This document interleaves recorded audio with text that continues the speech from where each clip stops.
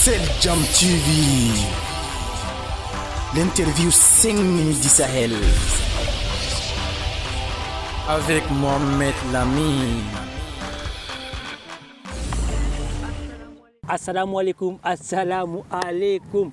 Mohamed Lamin, promoteur culturel ande mo don ha chaine min do YouTube wonte Seldjam TV dalila hitande hesre nationale wonte 2022 mi arta kadi mi yetta Allah ni do takdo Mohamed Lamin takdo on pat hokkiyam bawde semme jamu ha 2022 war nasimtam ko dumejum billayam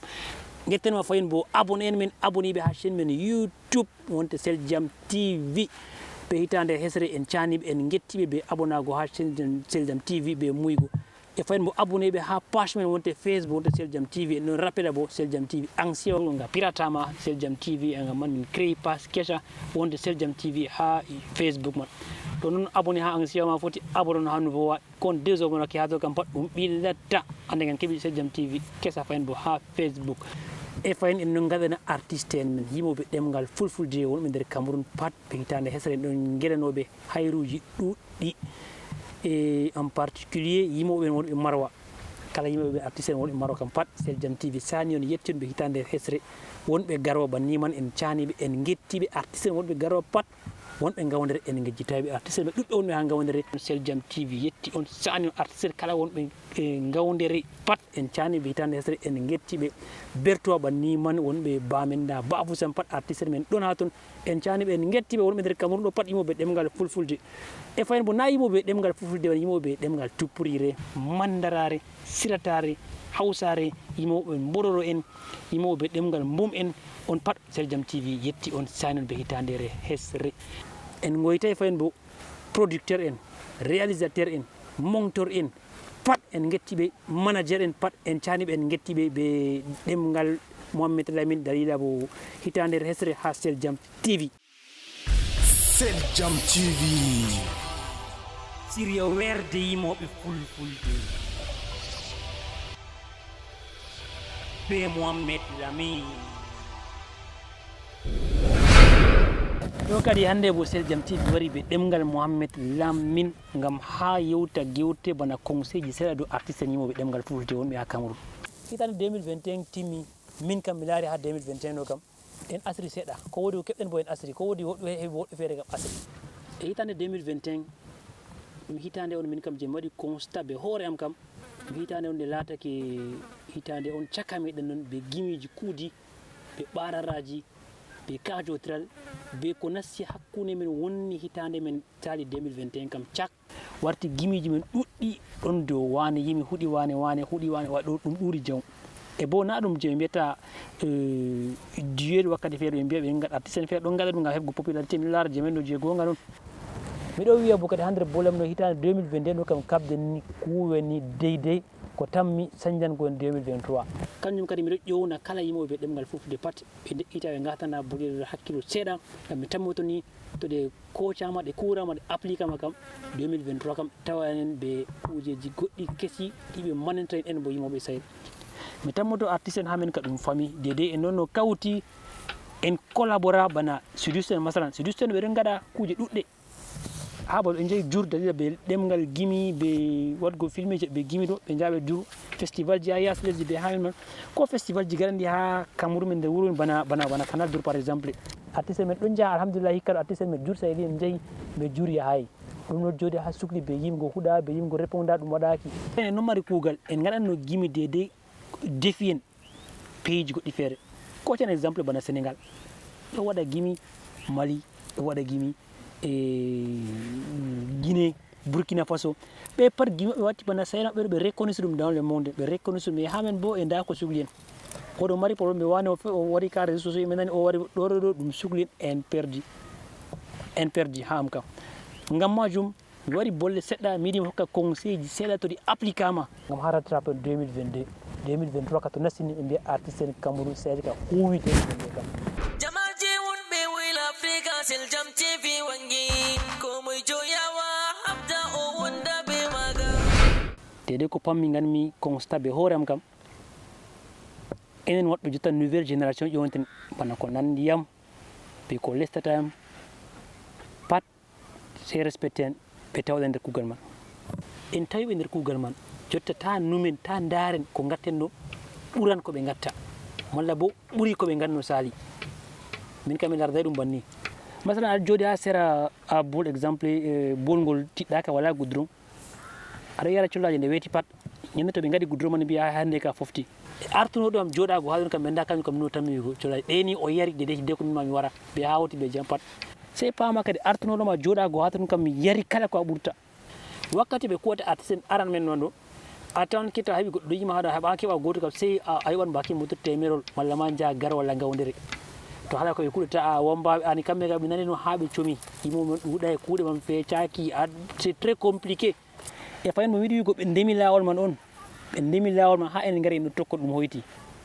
en giɗima ɗum banni en giɗama ɗum banni man e tammiɓe yiɗgo kuugal man tammiɓe yiɗgo sana warɓe ɓawa men bo enen bo woodi ko canjuɗen jur kamɓe man warɓe man to ɓe giɗima banni ɓe giɗama banni o sañata en cañata ɗo kam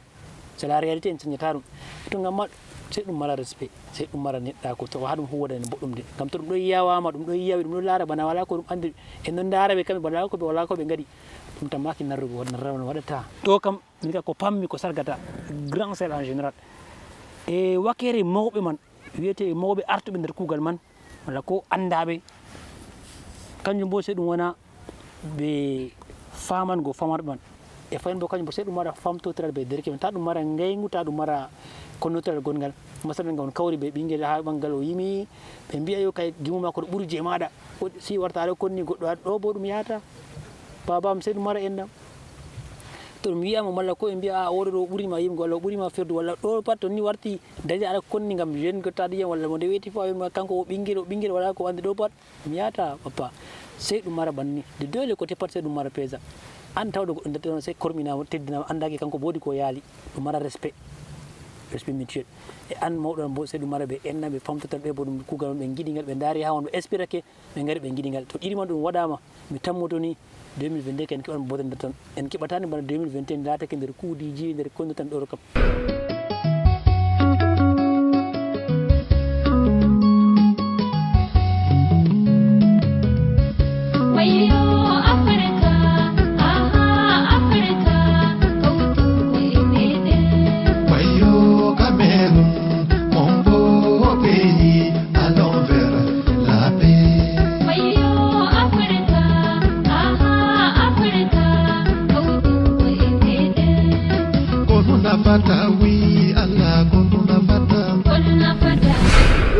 jotta kam ma ɗum salake ha dedei niveau ji caka himen warti ha ɗum huttotira ɗum publié ha dow réseau wartita kam fan ene men nastata gam haɓe daara ko gaɗɗen kesuji taka ɓe nasta ɓe daara gam artiste wane huuɗi wane gam artiste wane jaboto ɗum warti ɗum fijirde kañum fan en warti arde enen ɓe guerɓeɓe ha ton ɗum koko ɗum waddani en koko ɗum waddanta en sey ko ɗum lorni en ɓaawo e min kam mi larama to goɗɗo ko yimi huuɗi artiste goto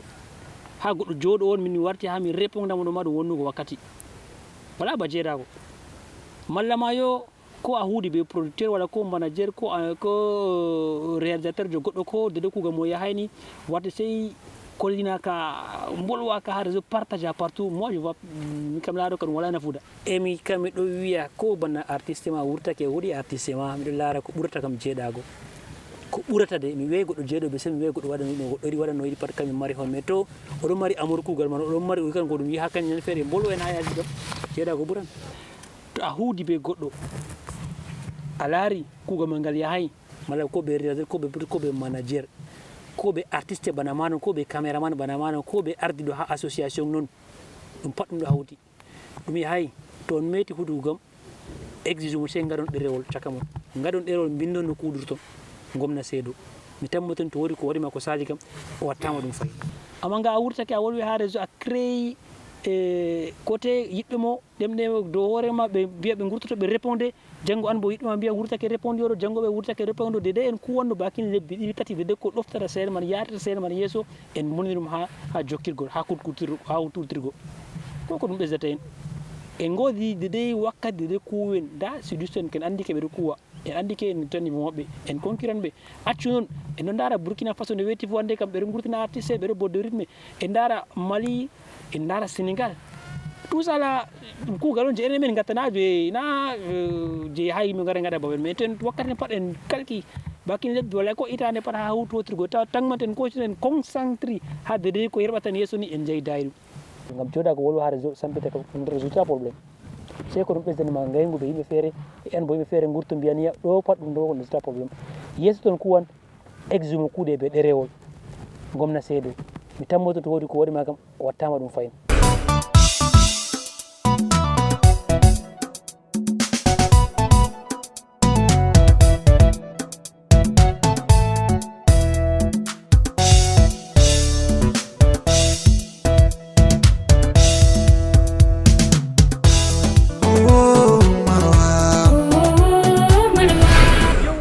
men no en kuway do rythme ngota rythme sahel men no en keptayga ala woko ngado no bo en accinga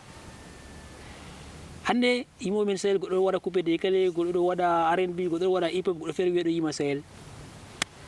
en ngala rythme ngota ko ngado no bo en jofinga rythme sahel men je Cameroun no ngare ko ne saka ma ngare ko ne saka hande dunya em do yato hadum yaha bo sai kepten rythme sahel men kuren ha cinga to ngiri en bo yende fere to nani ha yasi ko ha America ko ate woto nani no wedo kam sahel Cameroun dum rap ma wodi hunde je keptata kedo dum sahel Cameroun dum R&B wodi hunde wadar je wedo kam sahel Cameroun dum ko dum o foto rima rythme nga o yidi me wodi hunde de o lowatani diga wala ko happy wala ko instrument to nani ni wedum sahel Cameroun ban exemple Senegal be kuwa be do ngara rythme je ngati par rap be do ngara kuje pat meta be man pat ko nani andi do kam dum Senegal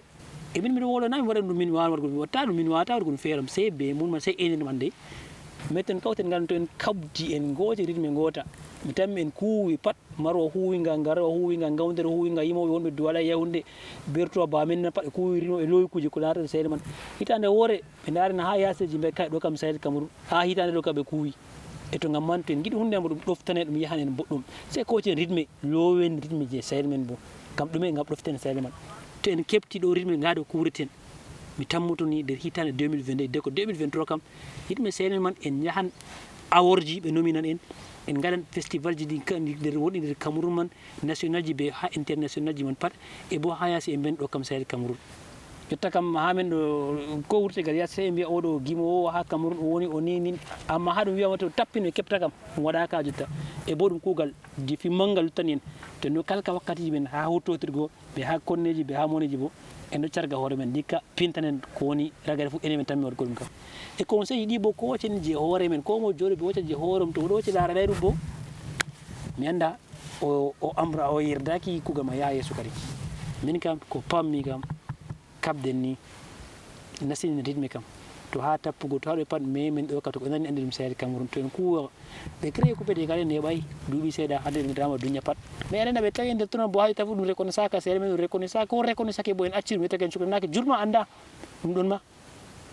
do ko se useni kabden ma ko se rythme ko de charwotiren atisen marobe garo e ngawna dum charwote ko e rythme ha atisen kam kajal be dum kam so ta ko me kajal labgal kajal den kaden créé rythme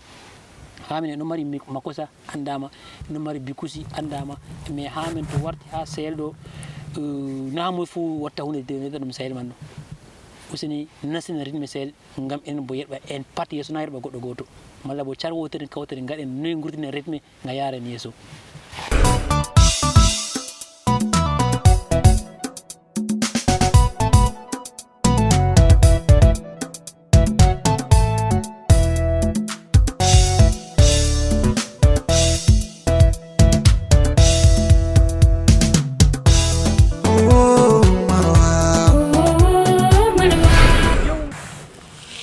nyamgo amana en don nyamto ter amana der kuude men no e dum wala ha kuude pat atawonum ha filobe ha tappobe ha to pat wala ha nasi ha men tan woni men dum bolon ha gonnen ha der dumin gam kanjum cuftude woni sana men en bolonum kanjum e goddo hojete odon ado yidi kugal man a wala sembe man a wala hikma man a wala ado yidi kugal man dakkine bakin duubi idi tati kuudon warta kanko on to ko lura wadi hamo wala ko ne o wurto jodo ha yodde hala ha dambugal ha o jodi pat dum anon o hudata dum anon o nyoata dum anon o fewanta dum anon o warta kuje pat ende anon tammi yago konkira mo anon tammi wartugo ene wi mako nimo reng an yewtata dow kalluɗum ha yeeso mako an yata wi o ñamima dow haala fewre noon an wiyata yo o yiɗama oɗo habdi oɗo haw torre ɗo pat an wolwata ɗi ça veut dire que a ñami amana ni noon ha jema ɗum yaha ɗum ɗo to ba giɗaɗo ka ɗum saɗan ngam ko waɗi ngam bidotaɓe ñama yimɓe amana wonɗo kanko aynata ɗum pat maji konti wonte Allah ɗo ɗum ñamgo amana e to ko nde bo paama an gaɗowo banni ko nde ta ñami goɗɗo amana noon ha an noon ɗum ma ɗum ɗowto ɗum yaha très bien ɗum woɗane ɗum saɗan seeɗa an bo a ñameteɗo amana ɓe e nde ɗum tammi hati ɗum tammi hatgo ɗum tamaki yarugo ni yeeso to a waɗanama kam no ɗum famɗiri pat reconnu a waɗanama nde ɗum kuugal man a walano sembe man a walano boɗon goɗɗo wallitima to ɗum kam reconnu goɗɗo wallitima wigo wane ekkitiniyam walla ko wane waɗinam ko ko ɗum waɗete en ɗon ha suite ɗo koɗo fewi ɗum mbiya yo mathématique des petits pays ha inda kam o takki holli petit pays waɗinmo en ɗon giya jur on mbiya ɓikkon petit pays ɗo ɓe mima nday indeji man marcouche des petits pays jur ɓeɗo mbiya pourquoi ɗume ɗum waɗi ɓe ngam man haɗi ɓe yaago yeeso ngam man ha min to ko ɓe mbima gowani waɗinmama wuwa ummake ha to ɗo ɗum ñamgo amana to ko mo yiɗi a kuugal muɗum yaha ɗum ɗowtano ɗum hande ka wala ko ton probléme wala mais ñamgo amana ɗum sarga yimɓe ɗuɗɗum ha kuugal men en kirlitaki ɗo kam bana ha huuduɓe yimɓe bana huuduɓe ɓe producteur walla ɓe manager walla ko ardiɓe association ji e accu noon ha ardi man zata bon ɗum ɗon mara erreur a huudan ɓe goɗɗo a huudata ɓe goɗɗo de laɓɗum acca yewtugo ko waɗanay goɗɗo aɗa yewta ha yaasi an waɗani wane an waɗani wane an waɗa ha gewta ɓe ko a waɗanay goɗɗo fou an waɗani wane an waɗani alors que ma goɗɗum feere kam a latata ko gonga a wiya bo a yiɗa manego to a yiɗa manego gan ko a wolwa e bokal to an waɗani goɗɗo kam na sey to a dari ka wi yo min mi waɗani wane mi waɗani wane yimɓe ni andi an waɗani wane man kanjum kam wollugo ɗum kam koko ɗum sañete et en plus to min mi waɗanima mi nani aɗa yolla mi waɗanayma ɗum waddi kirebe am e an to mi waɗanayma a nani miɗo wiya min waɗanima ɗum waddan problème il faut que ɗum wona reconnaissance de deux côté gananaɗo heɓta waɗanama ɗum de kanko yiɗi kugo mum o yettake o waɗanimo probléme ka foti waɗa wakkati feere mais connaître comment résoudre le problème na gam yaago yewta pewe jeyasi wodi commissaire gada to mi nani a wolwi ko waɗane ha ɗum nawa mi kirakema ta nani wolwi ko yaha ɗum kirakema ete ɗum tan mi hadgo accen ñamtotirgo amana ɗum ɗo sarga en ha kuuɗe men to ni 2022 ɗo en giɗi 23 nasta en canjake ha sahel ɗo sey accen ɗo ɗo ɗum bo ko moye to jooɗi larani ɗum himande ɗum hoore mum andi de ko ɗo waɗa hani yiɗi sanjugo 2023 to nasti 2022 gonɗen 23 to nasti to en bolwayi sahel men ha yaasi lesdi nden ka en appliqué réglement ji ɗo nden ka en appliqué en koocay ɗum je min bolɗo e man ɗo en kooci ko fu ɗo hocca je goɗɗo feere noon tan o ɗum man ɗo ɗum nume dow toon ko moye de na ɗum goɗɗo feere wawata ɗum ko mo hoccata responsable je hoore mum tan ha yimoɓe man pat ngam min kam ko bolle am ɗe kam mini 2023 kam wodini ha jaaɗen wodini ha canjiɗen kam 2021 ka en timmini en nasti 22 21 ka en mbi timminin be kuuɗiji be konnogaji be ɗume wala ko wala amma 22 ɗo kam kabden ni ɗum sañjo 23 kam tawa en fof ha en bolɗon e mbiya sahel Cameroun avancé